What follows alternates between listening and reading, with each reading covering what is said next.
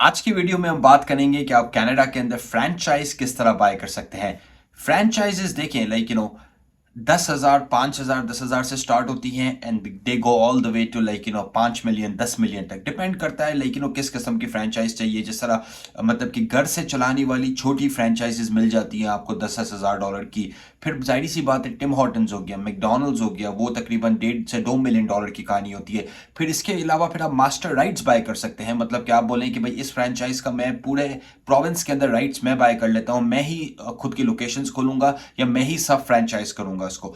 तो फ्रेंचाइज करने का कनाडा के अंदर प्रोसेस क्या होता है, आप भी किस तरह फ्रेंचाइज बाय कर सकते हैं, तो ये वीडियो इस चीज के बारे में है। अगर आपने चैनल लाइक और सब्सक्राइब नहीं किया है तो जाइए लाइक और सब्सक्राइब कीजिए। मेरा नाम अली सलमान है और अगर आप कनाडा आने के लिए आपको हेल्प चाहिए, स्टडी, इन्वेस्टमेंट्स, इमिग्रेशन या किसी चीज के लिए, तो आप जाइए लॉटिक LAWTIQ lawtik.com के ऊपर। राइट, पहला स्टेप, राइट, फ्रेंचाइज किस तरह बाय करते हैं। भाई पहला स्टेप, आपने अपने आप को सेल्फ इवैल्यूएट करना है। क्या मतलब, आप क्या देख रहे हैं, आपका बजट क्या है, राइट।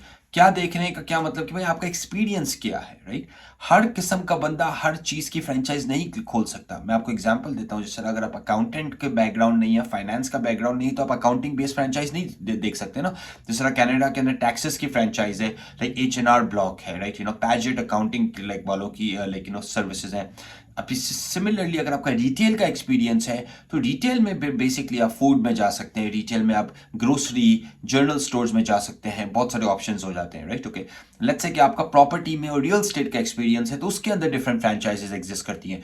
तो पहली चीज होती है कि हमें सेल्फ इवैल्यूएट करना पड़ता है कि भाई हमारा खुद का एक्सपीरियंस क्या है, हमारे पास खुद का कैपिटल और पैसा कितना है। जाहिर सी बात है, आप टिम हॉर्टन्स 1.5 मिलियन की तो नहीं देख सकते अगर खुद के जेब में $20,000 है, राइट। तो अपने हिसाब से you have to find opportunities, right. ऐसा नहीं है कि 20,000 में कोई अच्छी अपॉर्चुनिटीज नहीं मिलती, मिलती है उसके हिसाब से। हर बजट के लिहाज से डिफरेंट तरह की अपॉर्चुनिटीज एग्जिस्ट करती हैं मार्केट के अंदर। ओके, सेकेंड चीज जो आप करेंगे, राइट, ओके, सेकेंड चीज जो बेसिकली करेंगे, आपने ये काम कर लिया, राइट, ओके। अब आपको पता है कि भाई आप खुद क्या चाह रहे हैं, आपका बैकग्राउंड क्या है, आपका बेसिकली आपका बजट क्या है, बिकॉज ये सारी सारी बहुत इंपॉर्टेंट चीजें हैं, राइट, ओके। सेकेंडली जो आप ना सेलेक्ट करना शुरू करेंगे, कि आप सेलेक्ट करना शुरू करेंगे भाई लोकेशन, राइट। क्योंकि बहुत बार ऐसा होता है कि कुछ लोग बोलते हैं, जैसे लेट्स से कि मुझे टिम हॉर्टन्स चाहिए। अब टिम हॉर्टन्स आपके शहर के अंदर अवेलेबल नहीं है, तो मतलब कि अगर और आपको चाहिए उस लोकेशन में या शहर के अंदर, तो भाई वो ऑप्शन एग्जिस्ट नहीं करता फिर, राइट। तो सेकंड ऑप्शन ये है कि किस लोकेशन में, राइट, क्योंकि 90% ऑफ द फ्रेंचाइजेस, कुछ फ्रेंचाइजेस ऐसी भी होती हैं जो वर्चुअल होती हैं, तो जिसमें लोकेशन का, जिस तरह मैं आपको बताऊं, IT सपोर्ट की फ्रेंचाइज हो गई, राइट, टेक्नोलॉजी बेस्ड फ्रेंचाइजेस हो गई, ऐप बेस्ड फ्रेंचाइजेस हो गई, वो वर्चुअल फ्रेंचाइजेस होती हैं, तो उसके अंदर पर से लोकेशन का मसला नहीं होता। पर 90% फ्रेंचाइजेस जो होती हैं लोकेशन बेस्ड होती है, राइट। एग्जाम्पल, अगर आप हेल्थ केयर बैकग्राउंड से हैं, राइट, तो आप इन होम हेल्थ केयर की फ्रेंचाइज खोल सकते हैं जी, जो लोग सीनियर्स को जाके सर्विसेज प्रोवाइड करते हैं। या आप लेट्स से कि एजुकेशन के अंदर है तो आप ट्यूशन सेंटर खोल सकते हैं, आप कोडिंग अकेडमी खोल सकते हैं, राइट। तो वो सारे लोकेशन बेस्ड होती है। आप अगर ओकविल टोरंटो में रहते हैं, आप बोलते हैं मैंने ना कोड निंजास की फ्रेंचाइज खोलनी है, तो भाई अगर वहां पे ऑलरेडी एग्जिस्ट करती है तो आप नहीं खोल सकते, राइट। तो सेकंड चीज है कि हमें लोकेशन बेस्ड पे मतलब कि मेक श्योर करना पड़ता है कि लोकेशन हमारी सही हो नहीं हो। अब उसी के साथ हमें यह भी मेक श्योर करना है कि अगर हम वो स्पेसिफिक फ्रेंचाइज बनाते हैं तो उसकी एग्जैक्ट कॉस्ट कितनी है। आपके पास लोकेशन है, आपके पास खुद का बजट है, सही ना, आपको पता है कि भाई आपके पास खुद के पास कितने पैसे हैं, पर वो फ्रेंचाइज की कॉस्ट कितनी है। आपके पास $30,000 है, फ्रेंचाइज की कॉस्ट है $1,00,000, तो क्या आप $70,000 की फाइनेंसिंग करवा सकते हैं। अगर आप करवा सकते हैं, क्या आपने पहले से अप्रूव ले फाइनेंसिंग का एक सॉफ्ट अप्रूवल लेके रखा है बैंक से या नहीं रखा है, राइट, ओके। तो ये कुछ इंपॉर्टेंट स्टेप्स होते हैं, राइट, अंडरस्टैंडिंग कि भाई आप एक सक्सेसफुल फ्रेंचाइज आप किस तरह खरीद सकते हैं, राइट। सो एक अपने फ्रेंचाइज की कॉस्ट को अंडरस्टैंड करना बहुत इंपॉर्टेंट है, राइट। एग्जांपल लेट्स से कि अगर आप मोस्ट केसेस के अंदर अगर आपकी फ्रेंचाइज की अपॉर्चुनिटी अच्छी है, आपके पास प्रॉपर बिजनेस प्लान है और आप तकरीबन तकरीबन अगर 25 से 50% तक अगर डाउन डाल देते हैं तो बैंक आपको या लेंडर्स आपको फाइनेंस करके दे देते हैं, राइट, ओके। बाकी का जो कैपिटल है, राइट, लेट्स से कि आपके पास $40,000 है, $1,00,000 की फ्रेंचाइज है, 60,000 आपके बेसिकली फाइनेंस हो सकते हैं, राइट।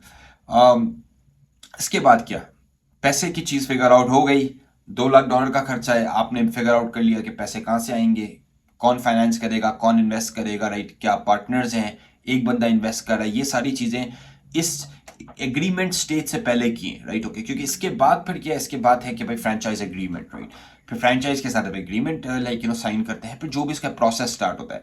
हर फ्रेंचाइज जो है ना, आप फ्रेंचाइज क्यों बाय करते हैं, हर फ्रेंचाइज आपको ट्रेनिंग देती है, हर फ्रेंचाइज आपको एक प्रूवन मॉडल देती है।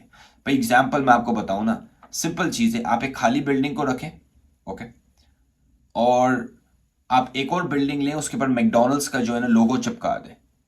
वो जो बिल्डिंग जिसके ऊपर मैकडोनल्ड्स का लोगो है वो है $1.5 million की बाय डिफॉल्ट।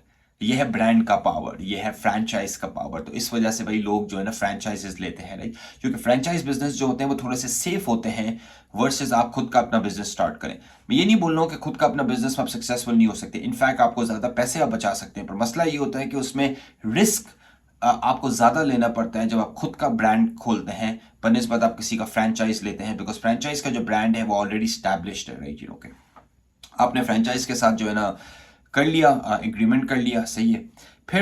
फिर लीगल स्टेप्स के अंदर इंश्योरेंस हो गए, परमिट्स हो गए, राइट, लेट्स से क्या आपने जो है ना रेस्टोरेंट का फ्रेंचाइज लिए, तो रेस्टोरेंट की जो फ्रेंचाइज है उसके अंदर लेट्स से कि लोकल आपको जो है ना हेल्थ परमिट चाहिए, वो आपने ले लिया। तो ये कनाडा के अंदर बहुत चीजें करना बहुत ईजी है, इसमें ऐसा नहीं होता कि आपको लाइन में लगना पड़ेगा, 50 दिन का वेट है, Fairlie easy, one window operational चीजें होती है इंश्योरेंस की, लाइसेंसिंग की, इन मोस्ट केसेस, ओके।